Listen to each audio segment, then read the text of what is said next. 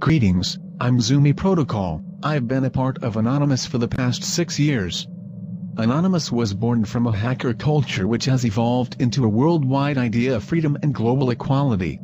With the help of social media, Anonymous gained volume and pace and exposed the flaws within our political and financial system to more and more people. They are waking up.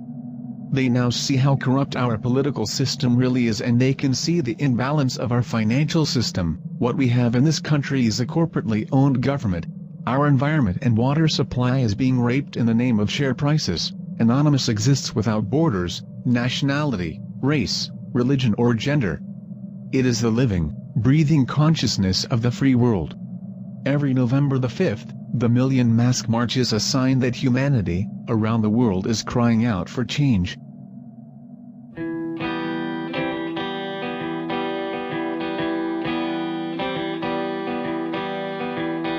It's not even worth talking to them. It's honestly, what? They're not going to listen. They're stuck in this system. A system that is designed to make us what? Believe that we have an illusion of choice. Puppet number 1, 2 or 3. Nah, mate, I don't agree with politicians. I have no time for politicians. Don't fart mist, don't get pissed, stay sober, don't sing the wild rovers. To see them through. I'll say this afternoon that the right of the grass to regrow this week rather than in a week's time is more important than us exercising our democratic right to freely assemble. Then shame on you, you are meant to be facilitating this process. I've become tired of living in communities where people turn against one another, where people look for differences, where people look to condemn immigrants, people of different sexual persuasions. This is a genuine opportunity for us to be inclusive, positive, buoyant and optimistic about change.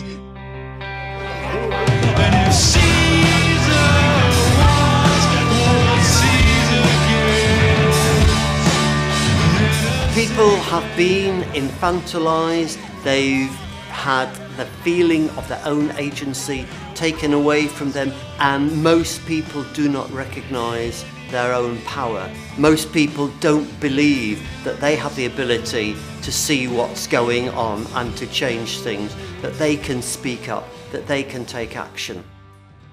We are not living in a democracy, if you mean by democracy that everybody has the ability to express what they want, or even the majority has the ability to express what they want. If you look at the policies favoured by the majority of the population, they are not the policies of the main political parties. The policies of the main political parties are very much influenced and dictated by the finance sector. So the simple answer would be not really, although it looks like it sometimes.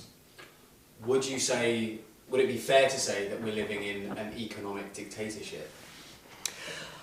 Well, the ideal model of free market economics depends on the assumption that everybody comes to the market with roughly equal financial wealth, and then you get all these benefits which they talk about in your Economics 101 courses. Now, in fact, that system very quickly degrades into something very, very unequal, where the power of individuals creates a virtual dictatorship. It's not as if we've totally lost habeas corpus, but certainly the world is ruled for the benefit of the 1% more than the benefit of the 99%.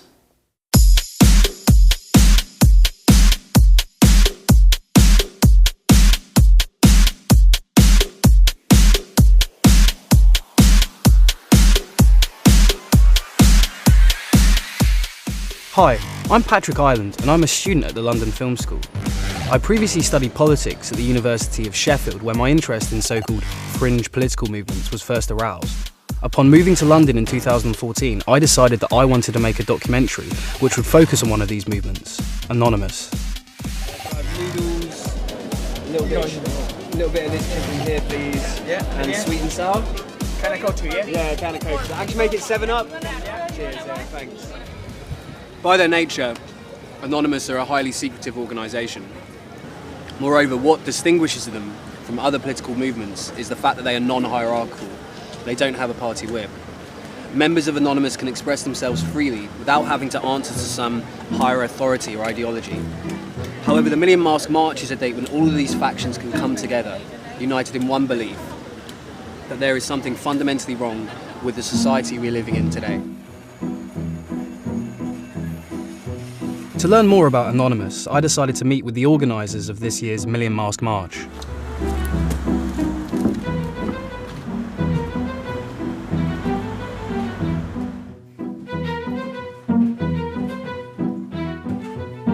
The good ideas, even if someone tries to censor them, they will never be forgotten. So today, we need to assure not only that we'll be entitled to a tomorrow, but we need to ensure that that tomorrow will be better than today. Regardless which country of the world, regardless what's your background, because you stand for the same justice, equality and freedom as any of your fellow protesters. And you go to a march and you will see war refugees, you see poor people, you see the disabled, but you see rich people as well. You see leftists, you see people from the right, you see religious people, you see atheist people, you see people that are extremists and people that sincerely don't care for nothing. But all have one thing in common. They hope better for humanity. Yeah, I would hope for around 10,000 people. 10,000? I would hope about that. Every year we will see the progress, and last year they reported on 2,500 people. I think, personally, that was over 5,000. So this year I think we've been promoting, not like last year, just before the march starting, we've been promoting for a whole year before that. So I think we can get much more people. I think the first thing to say is actually it's quite an important statement to make that Anonymous have a politics, because I think there is sometimes a tendency to dismiss Anonymous as chaotic, as a meme, as just a kind of insurrectionary fashion. And I think actually that's quite dangerous, and we saw that, after the riots in 2011 when people decided that they weren't political. I think that maybe just because you don't understand the politics doesn't mean it's not political. So people don't go out and buy a mask for no reason. Anons always want to focus on the here and now. What are the problems around us that we can see? Homelessness, inequality, poverty. All these problems are visible to us. We don't need the abstraction of politics or of capitalism to understand them. We can see them, and therefore we should address them as human beings. Although insightful, meeting the organisers of the Million Mask March wasn't enough. I wanted to meet a face behind the mask and experience on a personal level what it means to be in Anonymous.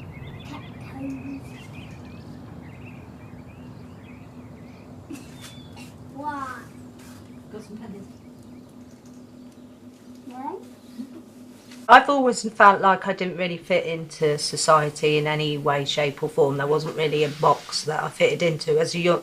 When I was 14, when I was a child, I grew up in care, and I had a full care order from the age of 3, so I didn't really see much of my family. And I used to run away a lot, so I spent some time homeless on the streets, and I was abused in care. And then when I was 14, I started looking at how I could make a difference and play them at their own game. So I learned quite quickly that you needed to know their rules. You needed to know where other people in children's homes were maybe kicking off, being restrained and things like that. I was studying the ways I would get what I wanted. I mean, I had them giving me £50 a week clothing allowance and a trip then moved me to America by the end of it, I learned to play the system. But that led me to Parliament, where I stood up for the Charter of Children's Rights. And I also helped work with the Mayor of Coventry to do one for children in Kent. So that got me first interested in politics. And then I stood for Lib Dems and I've stood for the Greens. And I've tried the political road, but it's bullshit.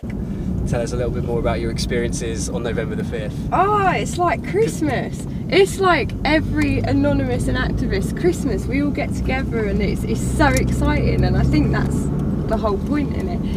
The bonding, and you just know you're going to see all these people, and like months and months before you, everyone just puts, see you on the 5th, see you on the 5th. It's like, oh, the 5th, can't wait. We'd go on protests, and we normally then marching for a specific topic, but at the Million Mass March, it's really just a bit of, we're here, nothing you can do about it. And we'll all have different issues that we're representing. But it's more of just two fingers up at the establishment, really. Running amok. Having a joke, having a laugh, getting together, talking, planning, plotting. We need some garlic, onions. Okay. You getting this? Alright, okay. £3. Onions, £3. It's not London prices. I'm used to this because I'm used to being like this. Thank you very much. Cheers, mate. Thanks. Bye-bye. Bye. Bye-bye. Right, now we need to get some garlic. The first time we ever met, we were at, I can't remember, it was some march, it was a while ago. We were at this one march and the police had cordoned off like an area with ribbon, and I was messing around with it. I was like, we will not be held in, and playing with the ribbon, and I actually got it caught under a shopping trolley and tripped the person over. It happened to be Pete. What a choice of food. Your choice, mate. It's like, hang on a minute. No, honestly, just forget about it. You believe we're slaves, right? Yeah. Well, we are slaves because, I mean, we've got, especially with the Tory government, who are always going on about welfare and things like that. If you have not got a choice of whether to work or not, you are a slave. Yeah. If it is compulsory that you work in order to get any money, you are a slave. There's no two ways about it. If you think of people as, it's like the people farm, we're livestock. Let's have We're all human. Behind the mask, we're all human. We may have different opinions, we may have different goals, but above all, we make sure that someone is standing tall in order to preserve what humanity should be. Oh, careful, careful, because you'll break it or break your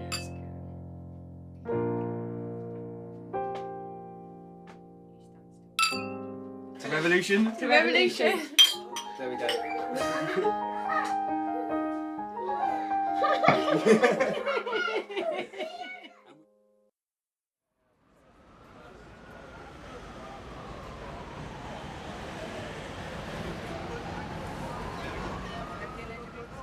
Now, I'm a big fan of democracy. Democracy is a good thing, and it has to work when everybody takes part in it. There is a real opportunity here for young people to take back this space that has their name on it. And in terms of sort of democracy, do you think democracy is working, or do you think there's a sort of problem with democracy at the moment when, you know, there are protests in London almost every week? In fact, there's a protest going on in Parliament Square that was actually, well, it was stopped by the police. I mean, do you think democracy is working when people are having to take to the streets to get their voices heard? And young people mostly as well. I think, to be fair, democracy probably started because people took to the streets. The history of democracy has protest running through it, and that has to be a very healthy thing. Now, as we say, we can talk about the particular policies or the particular things that get people going. But actually, I think today's young people are using a whole range of things to make their voices heard. Some of those are informal politics, and some of those are not. Are they forced to do that, though? I think that's the question. Are people forced to engage in politics through alternative means because they feel like voting and they feel like the system itself isn't geared up to help them, so they're having to go to different channels in order to be political? It's not the fact that they're sort of politically apathetic. They want to come involved in politics, but they're having to go through different channels in order to be political. Well, I think actually the great thing about the modern world is there's a ton of channels available. So there are new technical ways of making your voice heard that simply didn't exist 30 years ago. That's actually a really exciting thing. Politics, if you like, in the street is an option today alongside politics on the web, alongside politics inside Parliament, alongside politics everywhere you'd care to look. There's a really exciting range of ways for young people to be involved in their community. Now, you define your community how you like, if it's your community online or if it's your community in a village or in a town or in a city or in a country. All of that, to me, is a very exciting evolution of politics, And I think that young people have every place at the heart of that. I would particularly encourage anyone watching this film, in the group that we're talking about, to get into formal politics. It won't change without you in it. But what if the formal politics doesn't represent, their interests or, their ideas? I suppose it does go back to that idea of all the parties being the same. And it sort of leads on to the next question as well, which is, do you think there's like a problem with the system at the moment? Like, what kind of reforms are needed? Because a lot of young people especially would say that, neoliberal capitalism, what we're living under at this very moment, isn't working. And that it needs to be reformed somehow. I mean, would you agree with that? What kind of reforms are needed? I've actually met very few young people who use that word to describe any of that. Neoliberal capitalism. People just want to get on with their lives, and I think actually democracy has to be flexible enough to do all of that across words long and words short. Democracy means that people's needs have to be balanced, so you're not going to get the thing that you want tomorrow and just as you wanted it. You are going to have to work with what democracy does. But as I've said all the way through, democracy is there for everyone. If you don't like what you see in it, get in yourself and change it. Well, some people will be doing that on the 5th of November. Have you ever heard of the anonymous movement? I have. Yeah, well, no, we've got actually this mask here. Right, and, nice. Yeah, on the 5th of November, these guys will be marching through the streets of London. Right, good. And they come into Parliament to protest. Yeah. Will you be there to hear their voices? Well, I imagine I'll be in Parliament because it's my job as a member of Parliament, but I'll look forward to hearing what they've got to say. Yeah, I mean, do you have any thoughts on Anonymous? Because, as I said, these are people we've spoken to, a few of them actually, and they don't believe democracy works. Right. They have very serious concerns about democracy and about politicians. And I was just wondering if you had any comments on that. Not specifically, I don't. I'll look forward to hearing what they've got to say. And just on the subject of being anonymous and being behind a mask, I think a few of them are actually in Parliament Square right now. Well, that's great. Yeah. That's really good for them. As we said earlier in the interview, they were in Parliament Square, but then the police came in and wardened it off and stuff. Well, as we said earlier in the interview, there are a ton of good ways in the modern world to make your views known. I don't get the luxury of being anonymous. I'm an MP. I'm available to my constituents in Norwich. If any of my constituents are amongst that, I'd be looking forward to hearing from them. Okay. So it's the night before the Million Mask March, and I'm both excited and apprehensive about it. This is the closest I'll get to experiencing what it's like to be an Anonymous. From what I've learned speaking to people within Anonymous, the Million Mask March isn't about one single issue. People are there for all kinds of reasons, protesting against what they perceive to be unfairness, inequality and corruption within our society. The march seems to be a more personal experience. You, as an individual, decide what you're protesting against, whether the person marching next to you believes it or not. The point is, though, that things do need to change, that we can't go on living like this. And the march is that statement. It's a statement of solidarity, it's a statement of unity, it's a statement that we're all in this together despite our differences. And I suppose that in itself is the essence of revolution.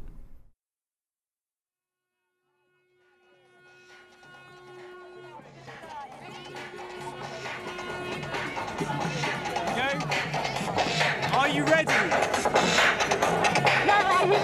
We're about to have a revolution.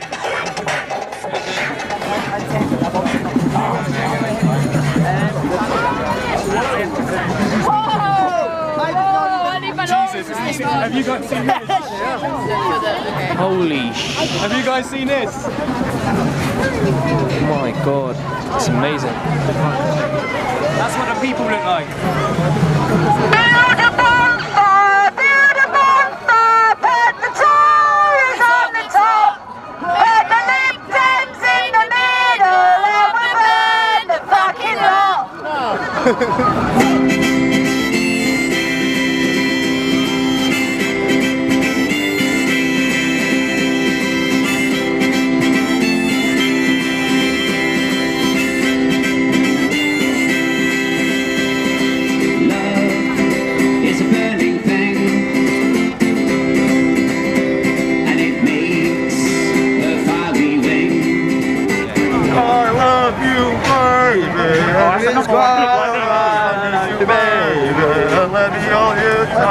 Let me love you, baby. Let me love you.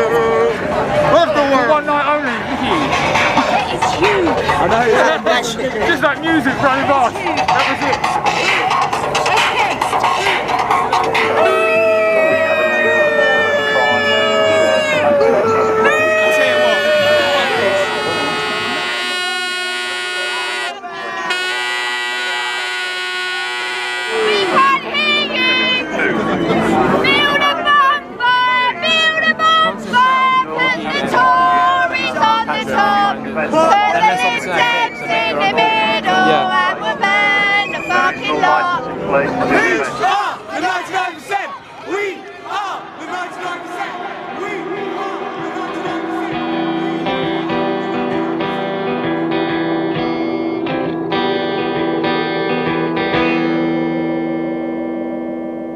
Lafayette Mafia boys don't know what is good until it goes, and it is gone. Because ignorance is bliss, and they've got plenty of this to see them through. But what about you? Now the man is back in town who messed you around and got his fill, 'cause he's full of filth. Oh, how he abused while your ma sat back and used, 'cause she's a fiend, ain't never been clean. And if Caesar wants what Caesar gets, then a safe bet is he wants you. He'll ask of you anything, and in return he'll kill a fool.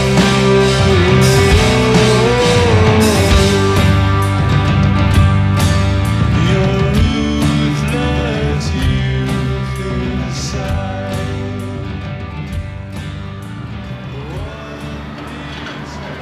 Anonymous, Million, Mask March, all these alliteratively named, peculiar, shady, yet populist organisations are the best chance people have in civilised society of having their voices heard. And what would you say to people who say there is no alternative to the current system?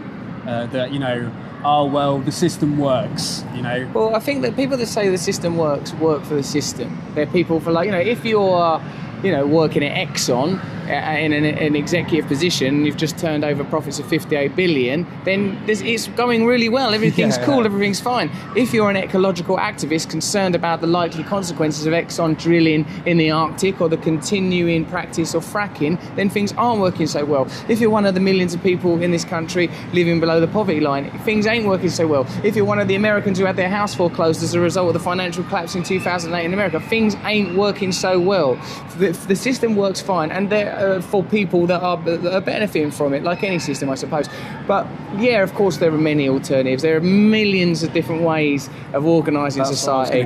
My point is, any system that deconcentrates power is probably better for people today. We live in a situation where we live in a time where transparency is possible, where technological communication and participation is possible. I don't know, what I learned lately, listening to people who know more than me, was that collectivised, localised, decentralised authority is the way that we should go. And, you know, I think it's very hard for some people to imagine change coming about, especially the point you made about when you're voting for parties who don't represent you. So how can we change the system? Get involved yourself in anything that's affecting your life. Get involved with creative direct action. If you think you're paying too much rent, if you think your bank are hustling you for your mortgage, get involved with other people who feel the same. If you're like the people on the New Era estate in East London, they've organised themselves to confront a big private development firm, Westbrook, and they are winning. They are going to win. It's not because of a politician, an MP or a councillor. They can't do anything because they all work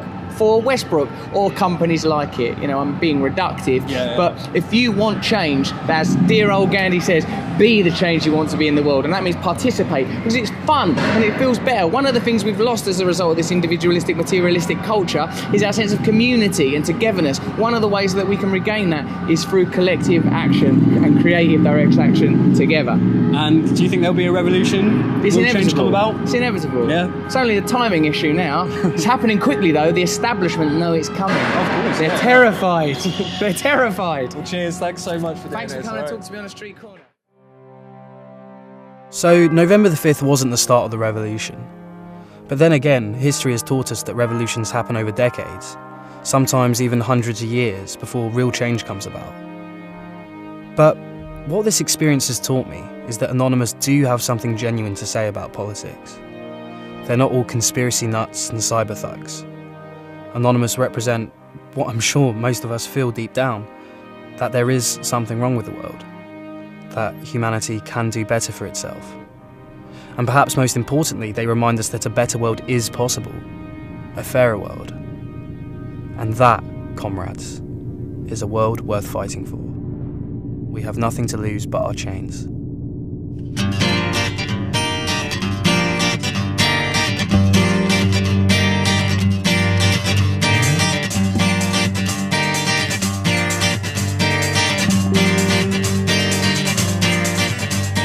Mama.